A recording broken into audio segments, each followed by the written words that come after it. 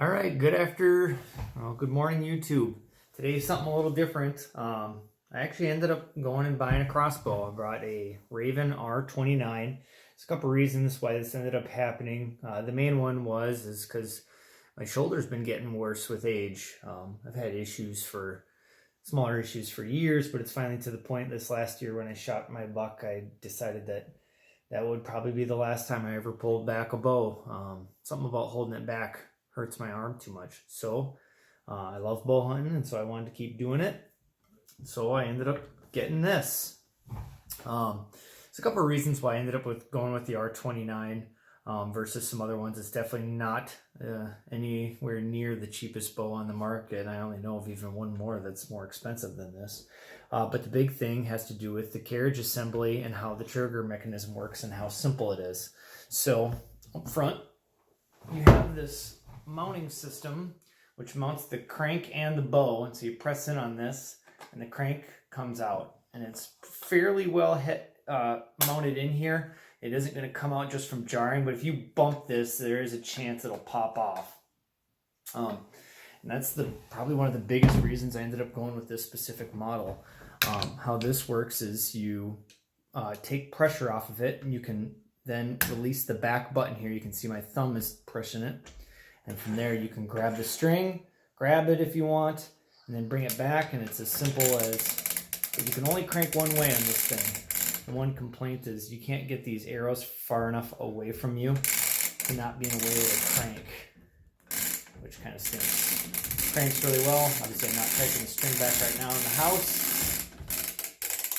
And once it's done, you can kind of feel it engage, and bam, you're done. And then you can put this in your pocket if you think you're going to need to make an immediate follow-up shot. You know, like with the crossbow, even with its power, you're not going to kill the animal right on the first shot. And yeah, that's kind of how that goes. Another thing I like is right after you fire, and I plan to do a video later. After you fire, it immediately goes back to safe when it's fired. So you can go put the string out, grab the main string again, pull it back, and you don't have to worry. It already flipped to safe at that point. One thing I don't like in the design, you know, like a rifle or something similar, the safety is usually right here by your thumb. But actually on this thing, it's back here. So when you're getting ready to fire, when you're looking through the scope, you actually, once you realize you're still unsafe, it's not a simple flick of the thumb. You actually got to bring your hand back, find the safe on here, and put it to fire, and then you're ready to go.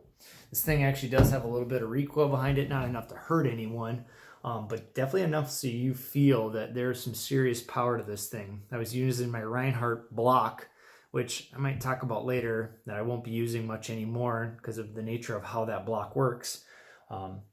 It really dives these arrows a very lengthy distance. So I have found it's extremely accurate. I'm still working on sighting it in, and I'm going to do a video or two of just me shooting it. But another reason why I went with a Ravin was because of the forward beaver tail mount. And so you can actually mount a foregrip on here. So this slightly green piece is actually a mount from my AR when I was overseas that I loved a lot. So that's it without it. And this is just a little plastic mount that you screw that on, tightens on, and bam, bipod. Works good on any AR or rifle that you may own or want to use. It's very cheap, it's very light. I think I just got this one off eBay. I've had it for years, had no issues. You know, someday when this thing finally doesn't work or spring needs reloading, I think this thing costs like 10 bucks. So it's really easy to replace. The little man was asking to play with it, so I'm going to let him have it. So another thing on here you're going to notice is see how far the arrows are from my hand here. You notice it with the crank. Make sure when you open it further away from the table, okay? You don't have a lot of space in between here. And this thing is mounted out, and that's not a good way to show here. It's mounted out as far as I can get it. It can't angle any further out away from my hand. So I don't know what I'm going to do about that. I am going to look into this a little more and see if I can come up with a different solution. because I like how the quiver is designed and everything. It just needs to angle further away from the bow.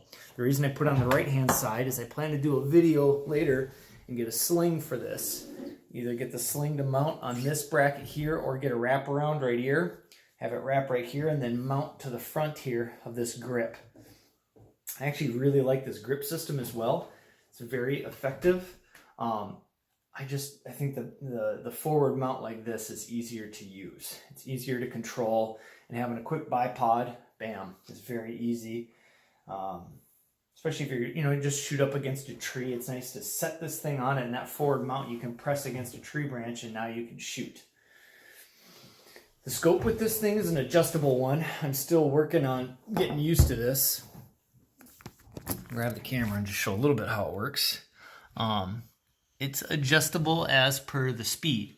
And so you gotta set this thing at the right speed for what the bow is shooting. And then it's got a drop reticle in there to give you distance and all that good stuff. And you can see it just kind of in there, not very well. It's also lighted on this side. So I'm gonna turn on the light.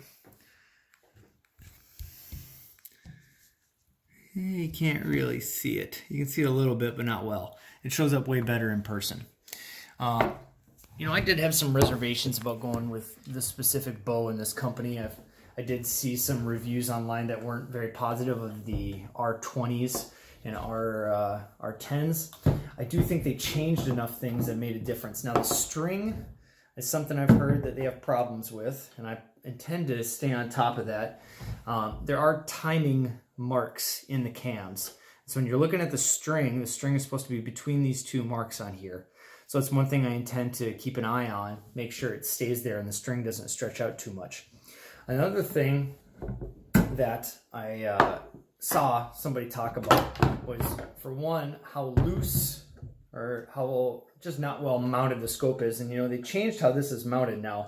It goes all the way back from the buttstock all the way forward to where the string is, and that way it's got 2 points of contact on the crossbow to keep the scope right where it should be. So I think they fixed that issue by doing that. They also kind of moved forward the whole scope system, so they made it shorter. So now, before, it was possible for your crank to hit your scope. Now, there's no chance of that. There's not enough play in this for it to hit, and it's far enough away that it just can't happen. And I've shot probably 20 bolts already through it. It ain't something I'm worried about, and I would be critical of it if it was still that way. I also really like how this thing's designed. So it might be hard to show, but there is a little bit of slack in there when you're putting this thing on. I thought the slack might be a problem, but actually it's a benefit, because when you're putting this thing on, it gives you enough so you can just be close enough to grab where the crank needs to mount, but then it just stays on there because of the slack. It actually loosens so that it can grab at any one of these points. So you can just let go of the crank if you want, and it'll stay on. So it's a very clever design with how that goes. It's obviously very, very quality machined metal. I'm not sure if it's aluminum or not. I would assume it is. Please don't touch it. And that's how that works. And that's pretty much everything I wanted to talk about with how this thing works, the improvements they've made. And some stuff I intend to remain very conscious of, specifically what's the string life like. I'm interested. I also really like how the crank works. Just one thing to know, that the crank, when it's all the way down, it appears to work both ways. Either way, it'll bring it back, but it actually only locks going this way, which is smart. It's the way it should work, but just realize that when you're cranking it back, it only actually goes one way. The forward mount, in a bow, you'd call this the rest. So it's two little white wheels. They're working really well. Just realize the fletching goes down, and the fletching actually has to pass perfectly between those two. If it's canted in any way, the fletching will hit that, and because of the power of this thing, it's just going to destroy the fletching. It might even destroy the rest. I've had zero issues with that. Actually, I've already damaged one of the bolts, one of the fletching on the back of it. I thought when I was sighting it in on my Reinhardt block, I thought I had a pull shot. I shot, thought it was a pull. I just reloaded again. I wanted to see actually where it hit. I shot again, couldn't see where the arrow was, so I got close. And and the two were right on top of each other. It actually, I didn't pull it at all. And what happened is it had stripped the fletching off one of the bolts, and then they were so close, tight in there, and to get them out of a Reinhardt, it's an incredible feat. It takes so much strength and power to get it to come out. I actually could not get it back out simply, so I stripped the fletching off one completely just to get the one out, and then I saved the other one. So I plan to refletch the bolts. I refletched my own arrows. I'm not expecting any issues. I do think I'm going to stick with the color scheme here because it's really nice that all I need to remember is white goes down.